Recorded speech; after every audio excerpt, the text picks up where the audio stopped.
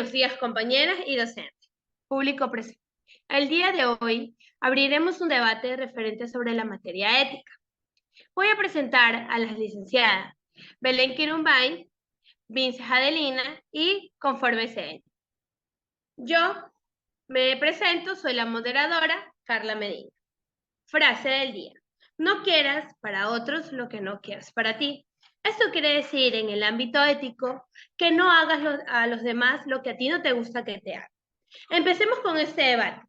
Con la licenciada Adelina Vinces, ella va a empezar hablando sobre la ética moral y en qué nos puede aportar. Muy buenos días, les saluda la licenciada Adelina Vinces.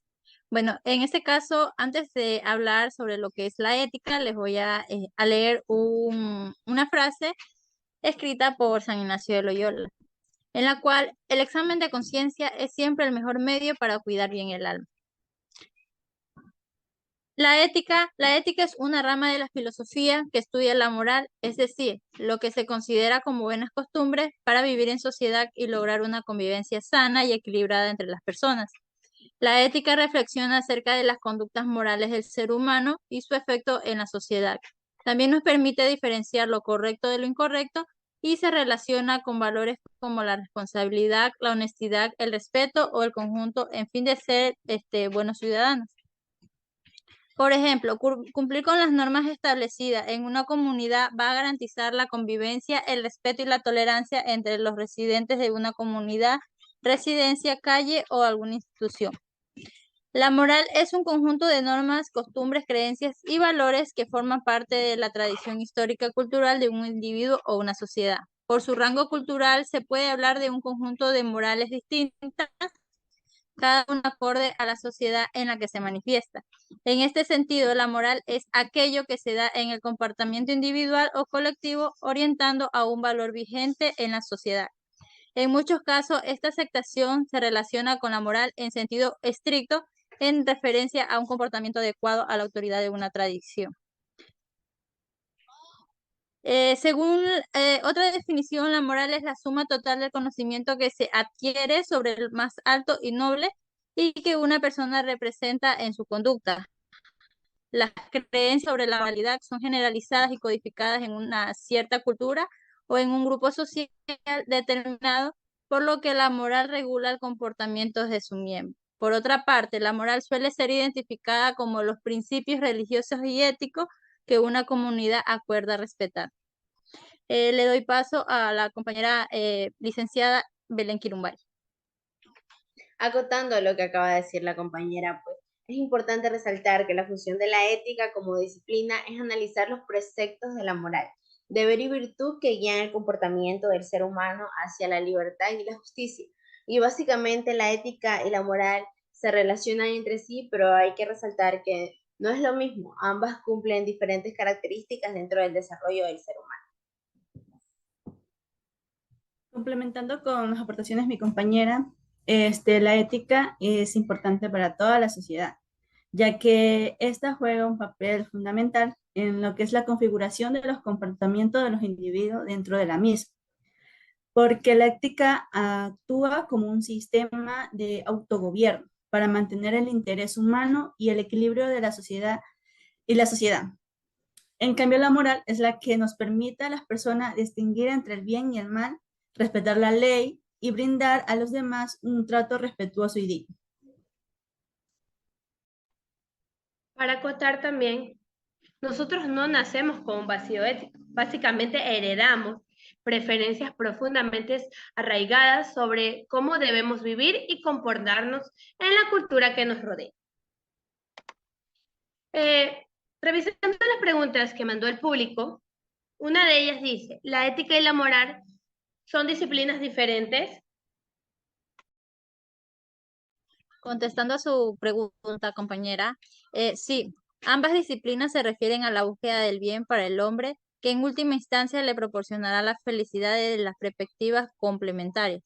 La primera dirige la reflexión al mundo cognitivo para identificar los valores, pretendiendo dar razón a las elecciones.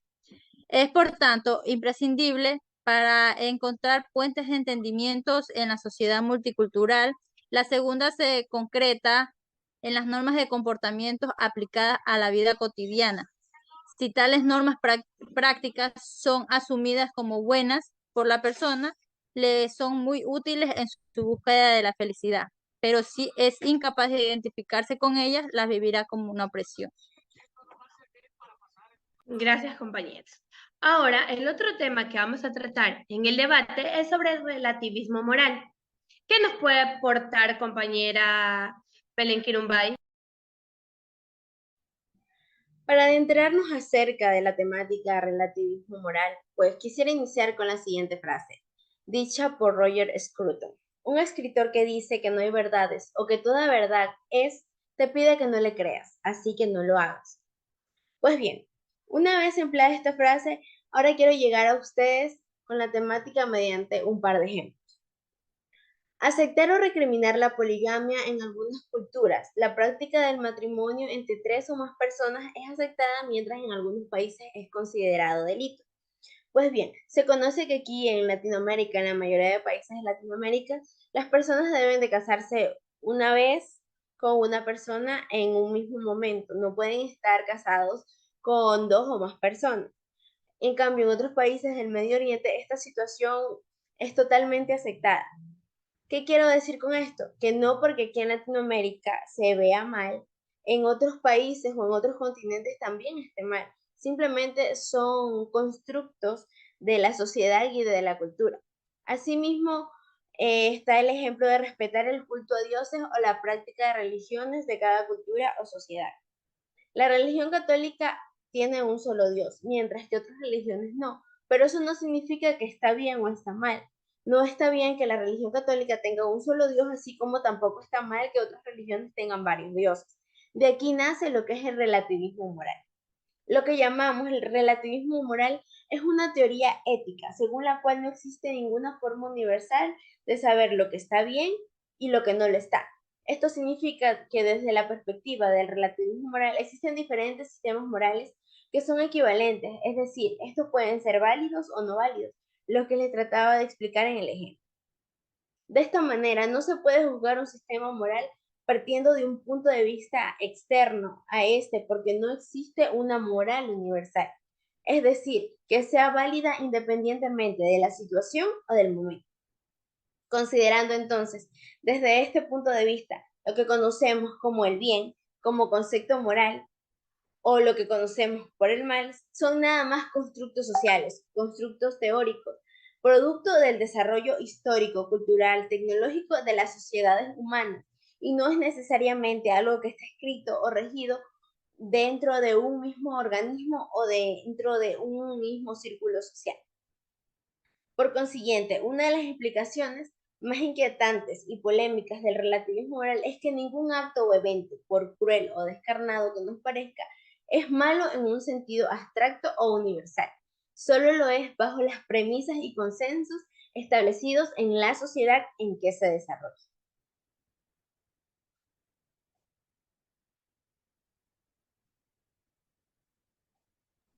Aportando a la intervención de nuestra compañera licenciada Belén Kirumbay, el relativismo moral es la idea que no existen principios morales universales o absolutos. En esta versión de la moralidad que propone que cada quien hace lo que puede y, y los que la promueven dicen ¿qué soy yo para juzgarlo? El relativismo moral propone que no existen fundamentos objetivos que privilegien una cultura sobre otra. Las diferentes sociedades en el mundo toman sus propias decisiones en cuestiones morales basadas en sus sistemas de creencias, costumbres, prácticas culturales. De hecho, la gente suele creer que los valores morales correctos son los que existen en su propia cultura. Desde mi punto de vista, el relativismo moral es la creencia que se da igual valor, legitimidad, importancia y peso a todas las opiniones morales y éticas con independencia de quién, cómo, cuándo y dónde se exprese. Por tanto, las opiniones morales y éticas, las cuales pueden variar de persona a persona, son igualmente válidas y ninguna opinión de lo bueno y de lo malo es realmente mejor que otra. Ya. En las preguntas del público hay una pregunta no, que está muy interesante. ¿Hay lugar para el juicio crítico en el relativismo moral? Qué importante la pregunta, porque es básicamente lo que las compañeras y yo hace un momento mencionábamos, que así como una opinión puede ser válida, no significa que está mal, o una opinión puede ser que no esté bien. O sea, se puede validar tanto las opiniones de cualquier persona porque todo depende de la sociedad en donde se dé. Por tanto, se prohíbe el juicio crítico en el relativismo moral, porque las diferentes opiniones morales según el relativismo son todas válidas, que es básicamente lo que comentábamos hace un momento, aunque éstas sean contrarias entre sí. Como conclusión, el relativismo moral es la creencia que da igual valor, legitimidad, importancia y peso a todas las opiniones morales y éticas, con independencia de quién, cómo y cuándo se expresa y se aplica. Se trata de la igualdad. Ahora trataremos el tema de la vocación docente. Esto, ¿en qué nos puede aportar nuestra compañera Karen, la licenciada Karen Conforme? Le doy la palabra. Gracias. Para comenzar con esta temática, les he traído una frase. Nunca consideres el estudio como una obligación, sino como una oportunidad para penetrar en el bello y maravilloso mundo del saber. Albert Einstein. Uno de los dilemas a la hora de elegir la carrera a estudiar es el contar o no con la vocación requerida para ejercerla a lo largo de la vida. Y más importante aún es tener la certeza que al estudiar esa profesión, la realización personal será satisfactoria al servir a los demás, desde lo que se disponga a hacer. Bueno, este dilema tiene mayor trascendencia cuando se ha elegido la docencia como profesión. ¿Por qué? Porque en este sentido se reconoce cómo se ha elegido la docencia, se reconoce al educador como investigador y facilitador de sus propios procesos de aprendizaje en los niños. Por consiguiente, su preparación tiene como misión la formación integral de los sujetos, lo cual, debido a la complejidad de conductas, intereses, sentimientos, personalidades, resulta muy exigente si se pretende desenvolver con profesionalismo y ética. Una instancia vital para enfrentar grandes desafíos en la educación es la docencia, es la vocación docente, la cual nos libera de temores e incluso en gran medida en el constante desarrollo profesional, cuyo objetivo es entregar una mejor calidad de enseñanza a quienes son los actores principales de la educación, que en este caso son los estudiantes. La vocación, por tanto, se transforma en el pilar fundamental para motivar a quienes somos formadores de personas, guías pedagógicos, orientadores de proceso de crecimiento. Teniendo vocación, los desafíos educacionales se enfrentan a mejor forma. Son beneficiados los estudiantes cuando esta vocación se vive intensamente, pero además el docente se siente satisfecho y realizado. Para esta temática, les tengo una pregunta a mis compañeras. Para ustedes, ¿qué es la vocación docente? Bueno, para mí la vocación docente es la pasión que tiene el ser humano por enseñar. Porque hay varios casos que no podemos despegarnos de la realidad. Hay muchas personas que son docentes, pero no porque hayan querido ser docentes, no porque les haya nacido, simplemente porque les tocó y están ahí por cumplir. Entonces ahí se ve el desfase que existe, porque estas personas solo se limitan a cumplir, no van más allá. Y los más afectados, lamentablemente, cuando existen este tipo de situaciones de personas que no tienen la pasión o el cariño por enseñar, por dar conocimiento, los más afectados son los estudiantes, porque no reciben una educación de calidad y calidez.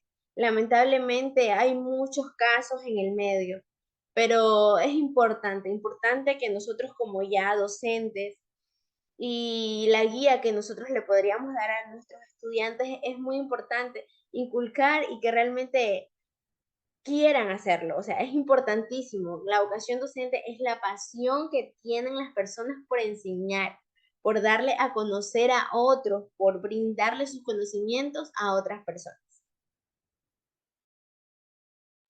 Así es, compañera. La vocación docente, esta de aquí,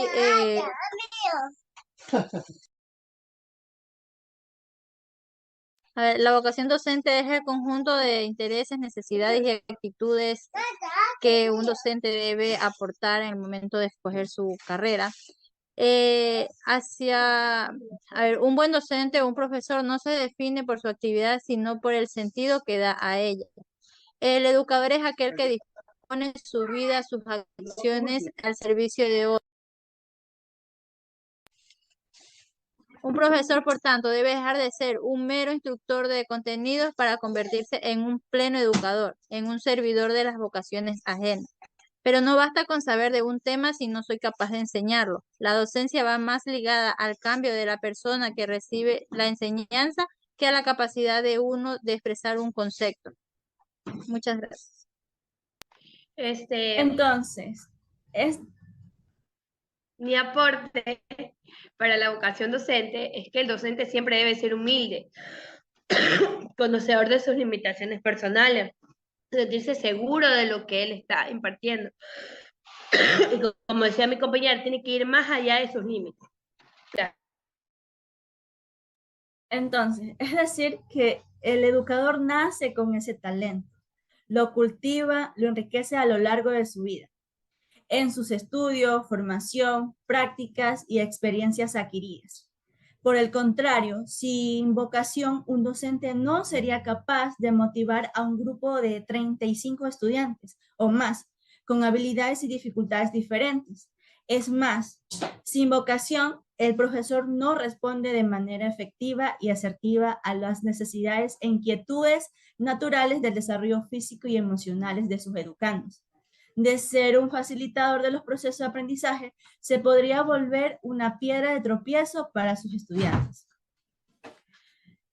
Siguiendo con la temática relacionada, también tenemos la ética profesional docente. La ética profesional docente se manifiesta, expresa y proyecta en diversos planos a direcciones tales como la sociedad, la escuela, los estudiantes, los colegas de trabajo y con la propia persona. Esta ética profesional involucra lineamientos de relación entre las funciones docentes, la docencia propiamente dicha, la cual se enriquece constantemente y permanentemente a través de la investigación, la extensión apoyada en su relación con la cultura. Además, el conocimiento introspectivo de ser, conocer, hacer y convivir, que enfatiza en ser persona con la capacidad de construir conocimiento para posteriormente traducirlos a una convivencia social, cada vez más justa, humana y vivible.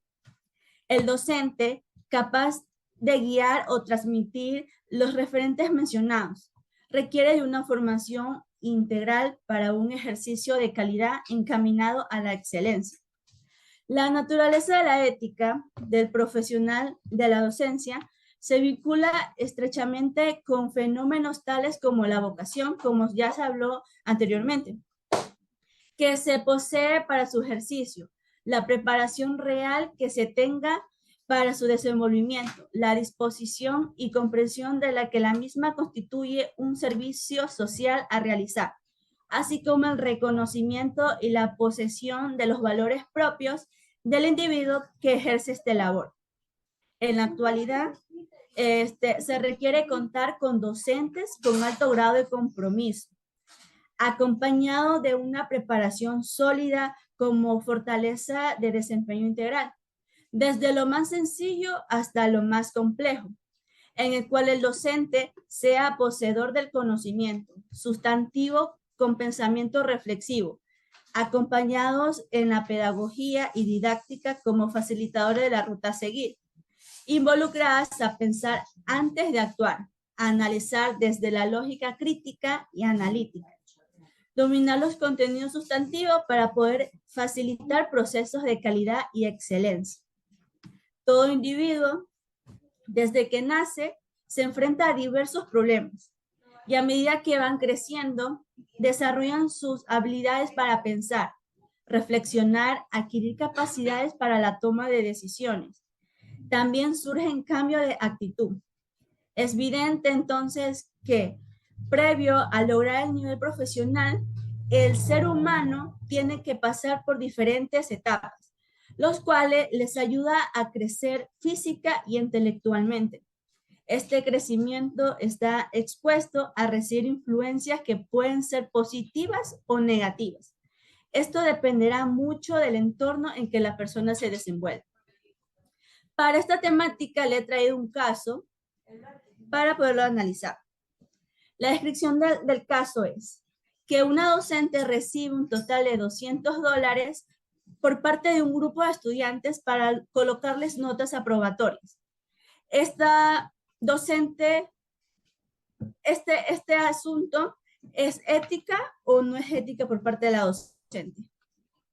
Respondiendo a su pregunta, compañera, yo, bajo mi perspectiva, no creo que no es ético, ya que un docente debe hacerse valer como un profesional y haciendo este tipo de aceptación, está faltando a lo que es su valor ético, en la cual un docente es preparado y ella debe demostrar lo que ha aprendido en su carrera y hacerse valer como por lo que es.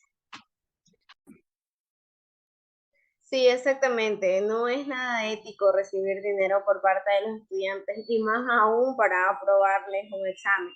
Lo lamentable en esta situación es que aparte de que se está perjudicando el docente, también se está perjudicando al estudiante y a la sociedad en general, porque de nada sirve aprobar a estudiantes que no tienen conocimiento.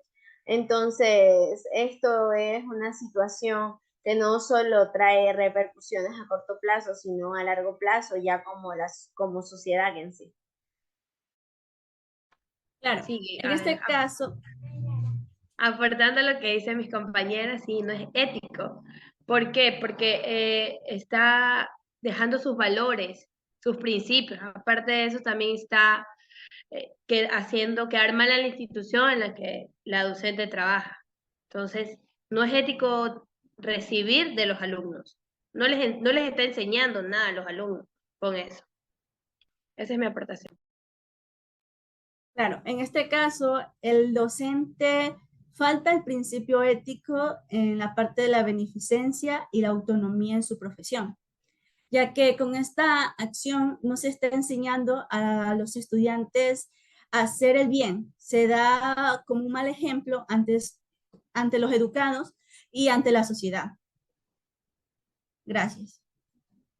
Aportando un poco más a lo que es la ética profesional, esto de aquí es un compromiso vivencial que trasciende de las reglas escritas acerca del ejercicio de su profesión y espera que puesta en práctica durante el desempeño arroje evidencias acerca de su excelencia e integridad. El maestro consiste de sus capacidades prácticas, intelectivas y morales, el desarrollo en su propia vida. Por tanto, solo en el ejemplo puede llegar a convertirlas en el fundamento del ejercicio profesional, irradiando al estudiante para creer de manera integral. La ética en la práctica, en la profesión docente, permite que los docentes y futuros profesores brinden una excelente calidad de educación, teniendo cualidades éticas y morales. Incluso a partir de tener esta característica, ejercen su quehacer pedagógico honestamente. Para concluir ese tema, la vocación docente es gratificante cuando se elabora con vocación, con naturaleza, pero aún más así con amor, entusiasmo, porque se apropia en encontrar el talento de cada estudiante, independientemente de sus características físicas, intelectuales, para así promover y orientar. Debe poseer fortalezas, sentidos morales para tomar decisiones, por lo que se puede decir que el cúmulo de saber, las creencias, los valores puestos en prácticas en el campo profesional, se lo denomina la ética profesional. Quiero agradecer por su participación en este debate, ya que nos han aportado con información muy importante y gratificante para el público, para nosotros mismos y para el docente. Gracias. Muchísimas gracias por el espacio. Así es, compañera. Muchísimas gracias por la invitación y poder aportar de nuestros conocimientos en este debate. Muchísimas gracias.